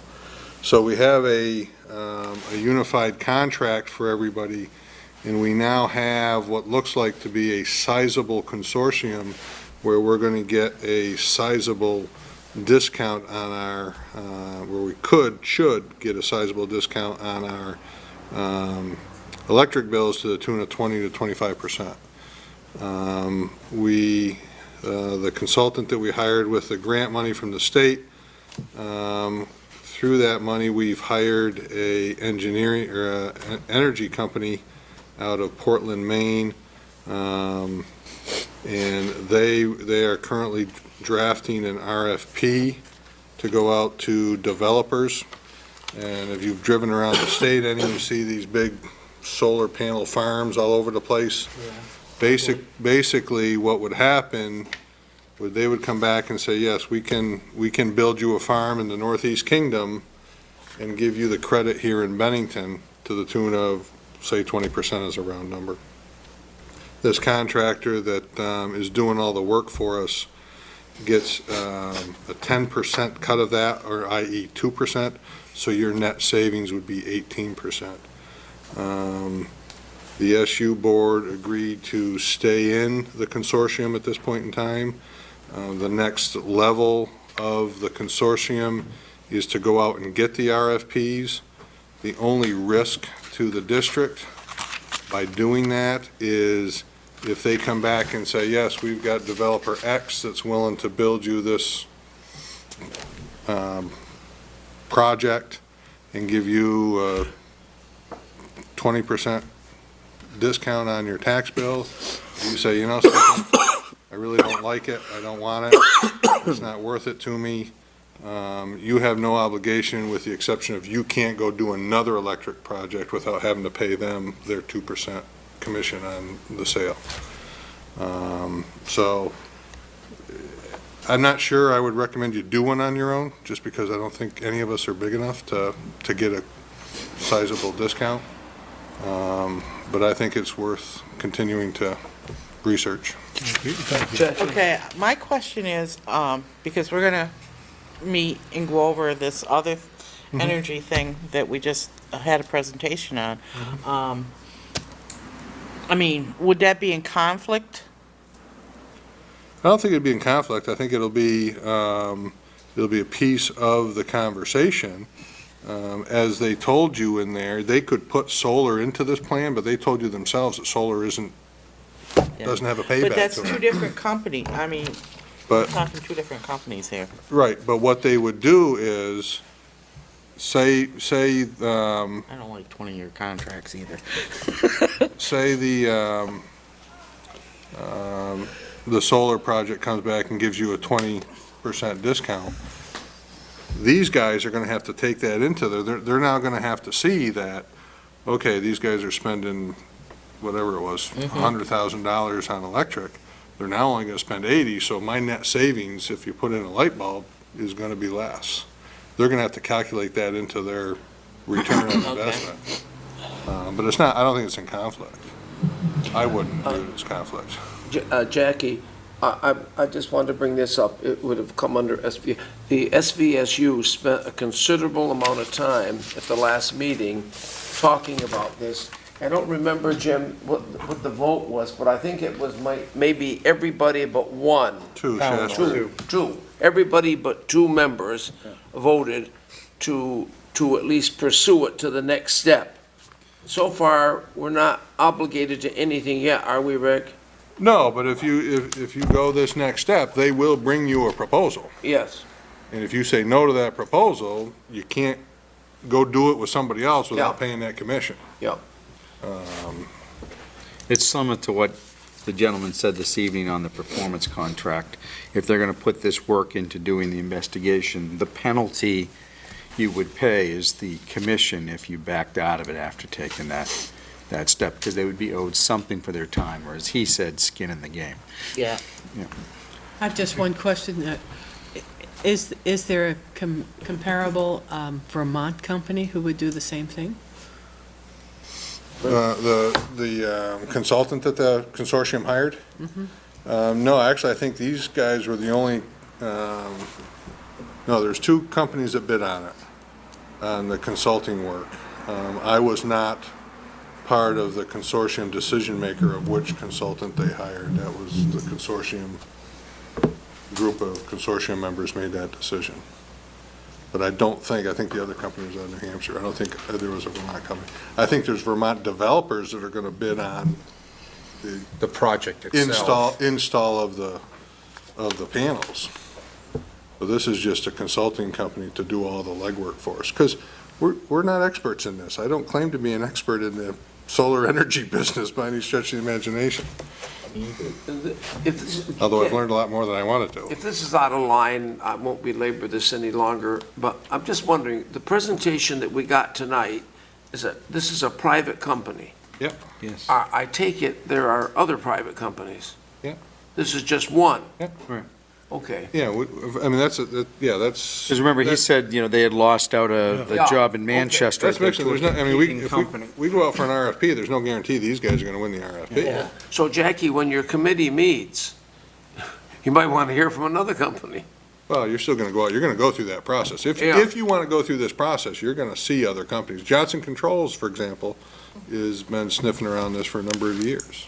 And you're on that committee, so, Yeah. But if, Remember? but if BSD wants to continue with the solar, I need a motion to continue with the solar project. It costs nothing at this point. It won't cost you anything unless you back out of a project and sign a contract with somebody else. Well, we're not obligated to anything right now. no. We're not in contract yet. No. Energy is such a big part of everything now. Takes up a lot of our budget. It does. Costs a lot of money to operate these buildings. Someone want to make a We'll motion? have screen windows here as opposed to glass, so. Well, we're not gonna enter into Do we- anything, SU is. Do we need No, to do? each district has to, because each district has to, Approve what the SU's doing? no, each district is its own entity. And the savings will come to you as the Bennington School District. Well, I'll make a motion, we pursue it. Somebody wants a second it. Second. Okay, any more discussion? Seeing none, all in favor of continuing with the solar consortium? Unanimous. Thank you. Thank you. Okay, personnel, benefit offering. You can table it. That's why we did not have the executive session to begin with. We're not going to do Okay, that this and off evening, so that'll contracts, be at a future meeting. Both of Yep. those, okay. Yep. I Okay, move this- consent agenda? I move that we approve the consent agenda. Second. Second. Any questions on the minutes, on the warrants, anything? We're already hiring for next year, that's good. Okay, seeing none, all in favor of the consent agenda? Raise your hand. Okay, that's unanimous too, thank you. Education matters, regular ed, first Bennington Elementary. For the sake of the hour, I'll be brief. Very good. Since the board indicated that we would be reducing the student school day and still having the teacher work day the same amount, I just thought I would let you know of some of the things that we would be using that extra time that we're picking up without students. So we would be using that for collaboration time, which would be grade to grade, section level teachers talking with each other, planning units together, looking at common assessments, evaluating and doing some data analysis of those assessments, coordinating also with successive grade level teachers so that students and teachers would know where kids were and where they would be headed to, where there would need to be in the gaps and try to address those. We would be, again, doing some goal setting and data analysis on a more regular basis than we're able to do now. We'd have more time and the ability for our building teams to meet, which are behavior and PBIS, trying to get that into a more solid form. Our leadership team, community team, data and instruction teams meeting more regularly as opposed to, once a month or once every few weeks. We'd also be able to look more closely at our Green Mountain Star School Improvement Plan and be able to plan on how we can focus more specifically on each of the tasks within that, like 100 and some odd indicators that we have to meet. We would also be able to use some of that time and talk about the district goals and district teams and how we can share that information more quickly with building level teachers, so that Donna Leap and Laura Boudreau doing a great job with getting that information kind of set and distributed, but we would be able to use it more in getting it into the all classroom teacher information, as opposed to the lag time that we now have, because we just kind of can't connect quickly enough with enough people to talk about what it would look like, in the classroom, so to speak.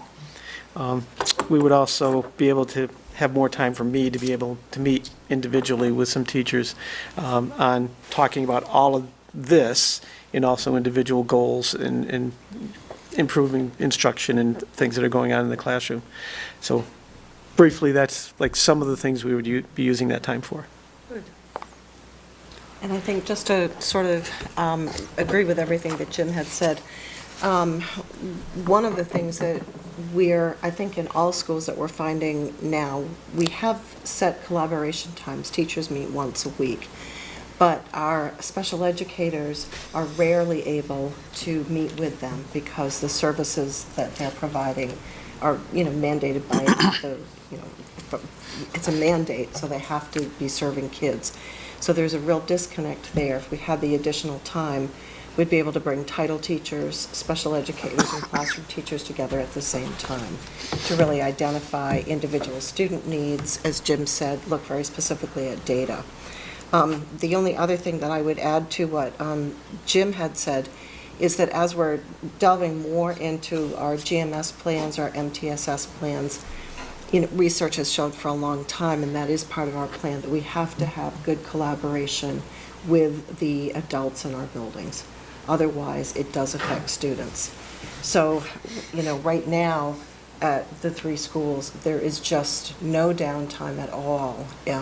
People are catching each other on the fly. Staying after school, certainly to look and plan with each other, but this would definitely have an impact on our teachers having the ability to really meet together on a regular basis, which would then, our goal would be to impact student performance in a positive way.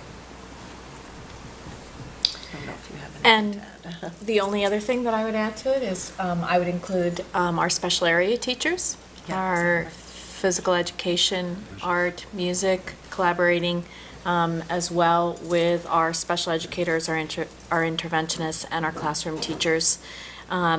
And this will allow us to do it on a more regular basis. When you're only meeting once a week as grade level teams, it's really, really difficult to make sure that you're ensuring that you're looking at data, that you're regrouping, that you're tiering your instruction. You have to kind of, first it's reading, then it's math, then it's behavior. So this is going to give us an opportunity to be very, very clear about our goals and our objectives for kids, and tier teaching, and looking at the data more often. Good. It's going to help our kids. Have our 5th graders gone up to the middle school yet to step up? We have right? Buddy Day on Oh, it's coming up. June 11th. Monument's going to Buddy Day. Rising 5th graders, I hear is the term. Motion now? I want to make the motion that we have our teachers go to the 6.5-hour contact, right? Student contact time. Going forward, starting in September, instead of the 7 hours that we have now. We're the only district in That's that does correct. it. You're the only one. Second. It'll bring you in line with the other districts. Second. Second by Jane. Can I just also put a little bit in? It is Teacher Appreciation Week this week, so thank you to all of our staff. Do a great Okay, job. more discussion on that motion from Jackie. Seeing none, all in favor? Okay. The only comment I have is we need to see what that schedule's gonna look like for buses and stuff like that. We have been working on that meeting with that. Is that all you're gonna worry about? No, because, the goal is to not to break up the time, like some extra time in the morning, extra time in the afternoon. We want a half-hour block. That's right. And for that to happen, it's impacting, what particularly dismissal times and the like, because the runs We had a pretty good, productive Yeah. meeting on that, so I think we're making progress there. Thank you very much. Thank you. Rick, Thank you. I just have a question. I went up to Burlington, and came back. I didn't see one bus, it seemed to me anyways. I saw a lot of school buses. Every school district seems to own their own buses. We're the only ones. BSRU and... Now, they might have in their contract that the name of the school Oh, district has to do be they? on the bus. That Oh, can okay. sometimes Actually, happen on a bus. First but- Student in Betcha has most of the state. Yeah. What? First Student, which is a big national company, and Betcha, I don't know where they came up with that name, but they're out of Middlebury. Okay, so... But in contracts, you'll I see see. that they want the school name on the bus. Okay. You'll see that frequently, All but right. it doesn't mean that they own the bus. Okay. We don't want to do that. No, I was just wondering. Yeah. Okay, policies, we have none. Committee board reports. Food service, was there any meeting for the food service at all? And we're not sure when the meetings, we will have a meeting, I think, this month. We're not sure of the date. Okay. Technology has no report. And the SVSU, Well, and SVSU, we talked about the consortium, and the other part, we did spend a considerable amount of time and got an update from our superintendent on the situation that we're dealing with for Pownell and their busing. And you've read about it, and there'll be more coming out on that. We did spend time talking about that. okay. Superintendent's report. A lot of, I'll start off by saying, I was also going to say it's Teacher Appreciation Week, but I also appreciate our principals too, so let me add that in. Because we are all teachers at heart, so thank you for your efforts. Even us board members are teachers. So with that, one project that we've been working on, spearheaded by Donna Leap, is the evaluations of the principals. They're well aware of it. That's in their next step is scheduled meetings with me, but their basic evaluations have been completed, and we're moving forward on that, trying to unify how we do principal evaluation throughout all the districts. You heard us mention in a previous discussion about the education bill going through the House, going through the Senate. It's already done with the House. It's out of the Senate committee, Education Committee. It's going to be on the floor. The debate will begin, modifications. I don't know where this bill is going to end up. The caps are gone, are not in the Senate, not in the Senate version. I've heard the Senate version described by senators as more of a gentle shove towards the savings of consolidation, or at least getting everyone to the table to look at it, not the stick that might be more in the House version that forces it. And there's a 5-year timeline that if we don't, very much like what Jackie suggested tonight, that we voluntarily get together and have discussions with districts about how we can share costs for savings for all. And if at the end of that 5-year period there hasn't been, if you've just ignored it, then the Secretary of Education can bring edicts down to make that happen. It's all speculation at this point until there actually is a bill on the governor's desk to be signed. So, and I see heads shaking in the room because like we've all heard this before type thing. Hey, we've been doing this for 15 years. Yeah. Yeah. So we'll continue to monitor it and see it and see what happens. May 15th is a SU-wide Professional Development Day. All the schools have been planning for that. Those plans are in place. And somebody here mentioned that, For kids. for kids, yes, for kids, not for the staff. No, I was thinking of my granddaughter, I'm Oh, sorry. all right. Well, it's all personal, right? It's what matters to you. Thanks a lot, Jim. Yep. You did mention, or someone mentioned, well, let's see, we're moving forward hiring for people for next year. We have, and I've interviewed, my practice is if I'm going to sign that nomination form, I try to support who the principals want. So the final interview is with me before I sign the nomination form that is the practice, and I have to say, I think you've made some great selections, and we're bringing on some good staff. I know I enjoyed meeting them and interviewing them.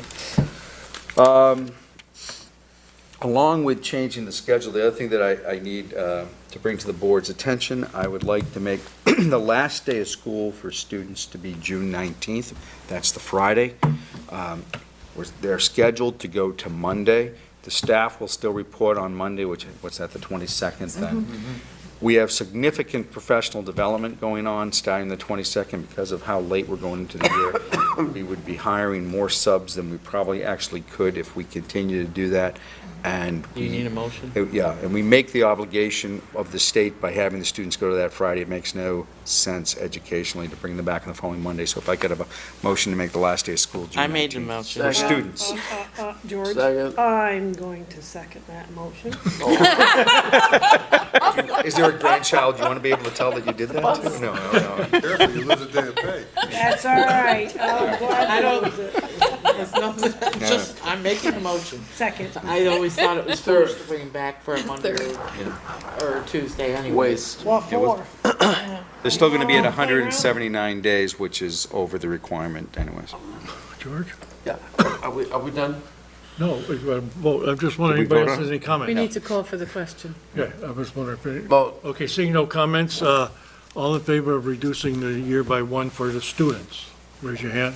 Unanimous? Teachers have to stay. Yeah, and they will all be actively engaged on Monday. Many of them have professional development plans for that Monday already, and that was going to be the impact on the education.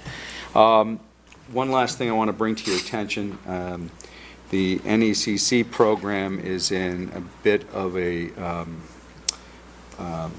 size crisis. Our enrollment projections for next year are larger than space we have. And we're going to need, our projections are we're going to need to find an additional classroom to add that to 3 classrooms. Don't know where that's going to happen, but we are meeting Donna Leap, Wendy Pierce, Rick and I met this week on that to see where that could go, so I just want to put that on your radar, and we know that we need to have that to you by the next board meeting for where that's going to be. We're gonna try to keep it in the same building. Well, I know. Monument has a room there that we all fixed up the year previous to that, too. Right, You can't split it between buildings. Well, you could, it's not the most ideal way to do it, that's what we're looking at, and also we'll consult with NECC, I mean, it's certainly, That monument space was designed for one child. one child Right. too, Oh, okay. not a room. It wasn't designed as a classroom of, 6? There's 6 in a classroom now. Yeah.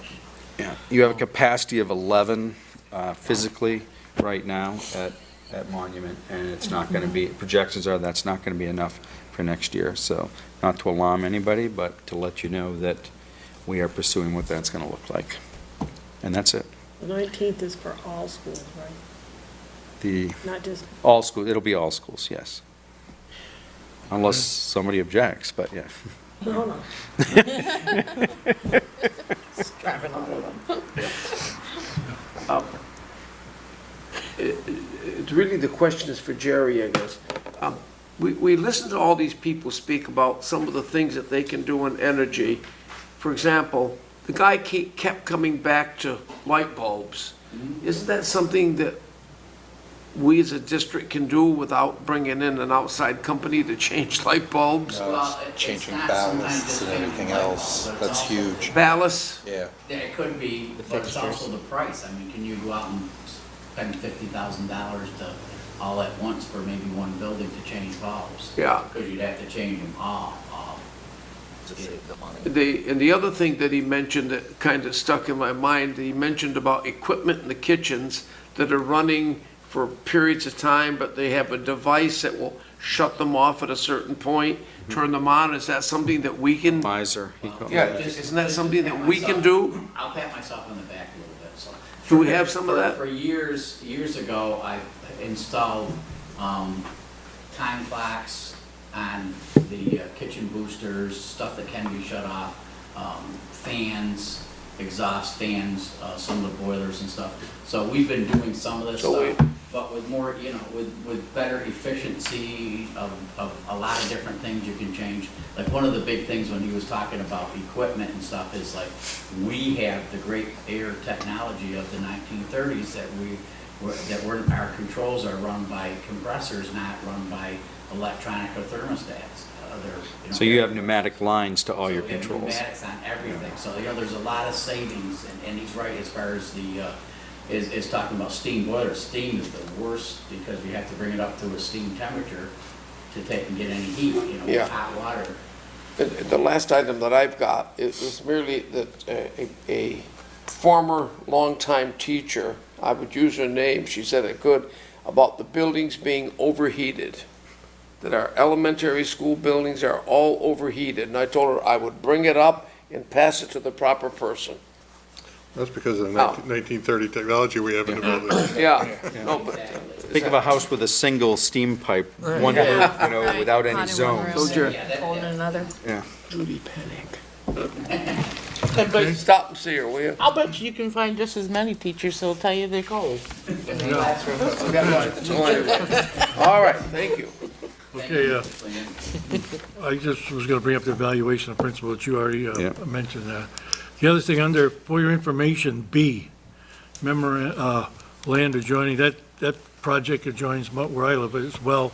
And I would just advise the Molly Stark group to go out in the back there and take some nice pictures of the trees, because they're going to clear cut 27 acres of the land on the other side of that new highway. Yeah. All the beautiful trees you see, they're going to clear cut it. And if someone wrote a letter to the editor of wildlife, and all the natural habitat's going to all be gone, because the locals don't have any say in stuff like that. It all goes up to the state, and the state is basically rubber stamping everything, So the bears will be farther up on Houghton Lane now. Maybe. That's all I have. Or sitting right on top of it. Okay, task list, is there anything we have to Wait, do for you next? have other? Okay, I'm sorry, yes, go ahead. Well, I was at Molly Stark on Tuesday, and the internet was completely off, and I'd like to know. I wrote a note to Jim and asked him. And I answered you, but yeah. Yeah. And so, is there a reason? It was internal. That was my first question that I had for the tech staff. Was it outside of our buildings or was it inside? And I don't have what exactly happened, other than I know, the internet does occasionally, we do have malfunctions sometimes with a server. So it was internal. That's all I know at this point. And it, as I told you, it didn't just impact Molly, it also It impacted my house. impacted All the schools? some of the Everywhere. SBAC testing too, so. Is it But it wasn't down corrected? long, yeah, it was back on. Mine was okay. Long. Because I think we run off of the central office server. Central office So we server, were yeah. lucky. The other question I have is, I believe sometime in January, we suggested that all three principals didn't need to come to every meeting, that we could have them on a rotation. We met and discussed that, Oh. and so we decided that starting in the next school year, so after July, they're going to submit written reports, and one representative will be here that night. I would much rather them have spend nights at their school with parents Very and students than here. So that's the model we're going to put into place starting July 1. Not that we don't like you all three together. But if they feel they want to come. Nice to say Yeah. hello. Yeah, they're welcome to come, but they don't, the plan, that's the plan. Thank you for If bringing you that got up. nothing better to do. Watch it on TV. Well, we need executive session? No, we don't. Okay, I catch the I'll make a reruns motion on to adjourn. YouTube. Second. all in favor?